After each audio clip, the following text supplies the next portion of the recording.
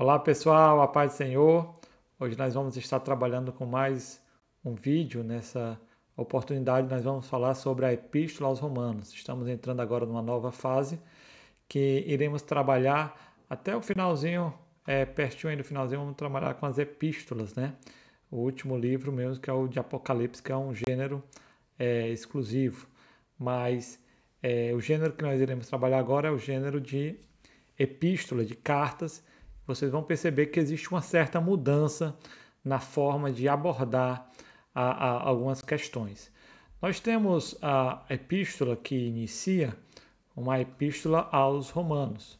Nessa epístola aos Romanos, nós temos como autor o apóstolo Paulo, que, diferentemente dos evangelhos e dos livros de Atos, nós iremos entrar numa série de escritos que em quase todos, né, com exceção ali de Hebreus, né, ele vai declarar em seu conteúdo quem é o seu autor. Pode-se questionar a veracidade dessa afirmação, mas é constatado no início de cada epístola o seu autor. Você vê que nos evangelhos, nenhum deles escreveu e disse, olha, aqui Marcos, eu sou Marcos, estou escrevendo para tal canto. Não. Você não vê Mateus fazendo isso. O mais próximo disso é Lucas, e nem Lucas mesmo se declara ali como autor explícito do seu livro. Mas aqui nas epístolas não, a gente vai ver como uma fórmula introdutória os autores sempre se apresentando ali como autor dessa epístola. E por que é preciso a gente estudar sobre a autoria? Porque existe algumas escolas que vão acreditar que eles não estão sendo verídicos. Foi alguma pessoa, inclusive nos livros apócrifos, cada um deles, vão dizer que tal apóstolo escreveu, mas nem sempre o que eles dizem, né, de fato coaduna, né, de fato combina com o que determinado apóstolo pensava. Era uma forma dos hereges, uma forma dos falsos mestres ensinarem e ter a sua mensagem aceita. Mas os livros que a gente tem, o cânon, que forma o cânon, né, que forma a nossa Bíblia, eles têm a sua veracidade comprovada, né? E nós vamos aqui dar uma rápida introdução sobre essa autoria deles. O caso de Romanos é uma das cartas paulinas mais amplamente aceitas. Por quê? Por causa da grande similaridade de conteúdo entre ela, Gálatas e 1 Coríntios, que vai trabalhar a questão dos judeus, o relacionamento de judeus e gentios. Paulo se utilizou de um amanuense chamado Tércio, né, que é o único amanuense conhecido por nome em todo o Novo Testamento. Alguns até querem fazer uma pegadinha, né, dizendo, olha, quem escreveu Romanos não foi Paulo, foi Tércio. Tércio, ele foi o amanuense, ele foi o escritor que escrevia aquilo que Paulo ditava, né? E por sinal, muitos, ou quase todas as epístolas de Paulo foram utilizados o amanuense, e Romanos é o único que declara quem era o autor daquele escrito. A data mais provável para Romanos é estabelecida em 57 depois de Cristo. Foi escrita lá de Corinto, durante a terceira viagem missionária de Paulo, onde ele estava hospedado na casa de Gaio e procurava se dirigir a Jerusalém para levar oferta de donativos para os crentes. Então, quando você vai ver Paulo nas suas saudações finais em Romanos, ele vai dizer que Gaio era um hospedeiro dele. Lá em 1 Coríntios, capítulo 1, você vai ver que esse Gaio é de Corinto, né? Nós temos também Paulo recomendando Febe, que provavelmente era a portadora dessa carta. Ela vivia em Cencreia, que era um porto próximo ali de Corinto, né? E aí enviou provavelmente essa carta aos romanos. Então Paulo estava na sua terceira viagem missionária em Corinto, e então daí ele escreveu essa carta aos romanos. Paulo, ele não conhecia pessoalmente a igreja de Roma. Isso é interessante. Ali havia muitas pessoas conhecidas dele, por ser a capital do império e por causa das muitas viagens de Paulo. Mas Paulo, ele não fundou essa igreja. Alguns acreditam que Pedro fundou, mas não há indícios disso, né? A intenção de Paulo era ir para Jerusalém, dali partir para a Espanha, passando por Roma primeiro. Ele vai falar isso em Romanos 15, 28, ele vai declarar ali quais são as suas intenções. Ele vai para entregar donativos em Jerusalém e depois vai iniciar uma missão na Espanha que nós não sabemos se de fato ela foi concluída. Por quê? Porque quando ele chega em Jerusalém, ele é preso. Ele vai para Roma como preso, né? E fica em prisão domiciliar. E ali ele chega a Roma, mas não sabemos exatamente se ele conseguiu ir para a Espanha depois dessa prisão.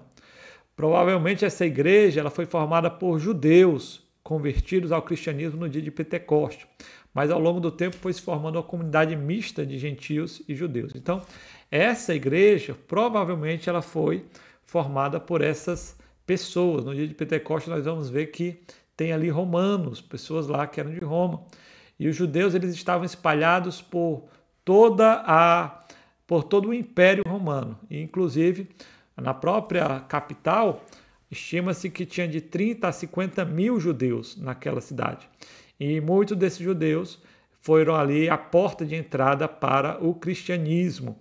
E, consequentemente, os gentios também começaram a se converter em massa. Nós poderíamos afirmar que Romanos é a mais teológica das epístolas paulinas.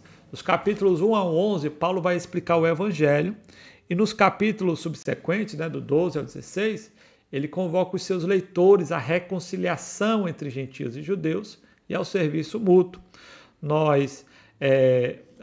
Os judeus, naquele tempo, eles tinham ali as pessoas tinham um certo preconceito contra eles.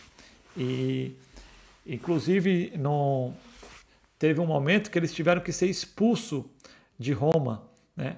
E alguns gentios se achavam melhores que judeus, né? Outros judeus se achavam melhores que gentios. E aí Paulo, ele convoca, né, os leitores a essa reconciliação e ao serviço mútuo. Nós podemos caracterizar a Epístola aos Romanos como uma carta-tratado, ou seja, ele não procura tratar os vários problemas específicos que aquela igreja poderia ter, tal como Coríntios, né? Em Coríntios você vai ver Paulo resolvendo um bocado de problema. Aqui parece-nos que Paulo ele quer mostrar, apresentar o conteúdo do Evangelho. Paulo usa o recurso de diatribe. O que é isso? Ele é um gênero de debate popular entre os filósofos da época, né, que consistia em desenvolver um discurso direto feito a um oponente ou a um interlocutor. Quando a gente vai ler Romanos, parece que Paulo está conversando com alguém. Ele, por exemplo, diz lá, que diremos, pois, né, à vista dessas coisas? Aí ele responde. Ele vai, por exemplo, dizer assim, e então nós iremos pecar para que a graça seja abundante? Aí ele responde, de modo nenhum. Isso é um recurso que ele usa para apresentar as possíveis réplicas que alguém poderia fazer quanto ao seu conteúdo, o conteúdo do seu evangelho. Qual é, então, o propósito de Paulo? O objetivo de Paulo ao escrever Romanos não está explícito na epístola. Você não vai ver, como eu falei aqui, ele falando de alguns problemas que tinha lá na igreja. Mas nós podemos conjecturar alguns propósitos, como o quê? Como a apresentação do evangelho, conforme Paulo pregava nas demais cidades. Ou seja, qual é o propósito de Paulo? Apresentar o evangelho que ele tinha pregado nas demais cidades. Porque até então alguém poderia fazer acusações levianas contra Paulo. Era uma igreja que não conhecia, algumas pessoas conheciam Paulo, mas era uma igreja que Paulo não fundou, a igreja em si não conhecia Paulo. Então Paulo, ele leva a sua carta para apresentar o seu evangelho. Os embates anteriores em Galácia e Corinto, a respeito da relação judeu e gentil. Então tinha muito essa questão dos judaizantes. Alguns judeus diziam, olha, vocês precisam seguir a lei para poder ser salvo. E alguns poderiam acusar Paulo de um antinomismo, né? Diz, olha, você não precisa fazer nada, não importa, nós não temos nada a ver com judeus. Então Paulo ele vai mostrar que não era nem um caso e nem outro, né?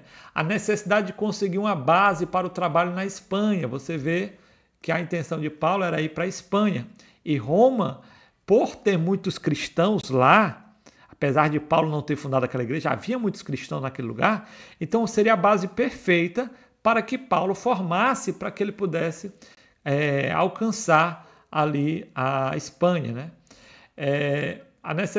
E também a necessidade de unificar em torno do evangelho a comunidade cristã dividida. A gente percebe que tem um pouco ali de divisão e Paulo mostra como o evangelho unifica.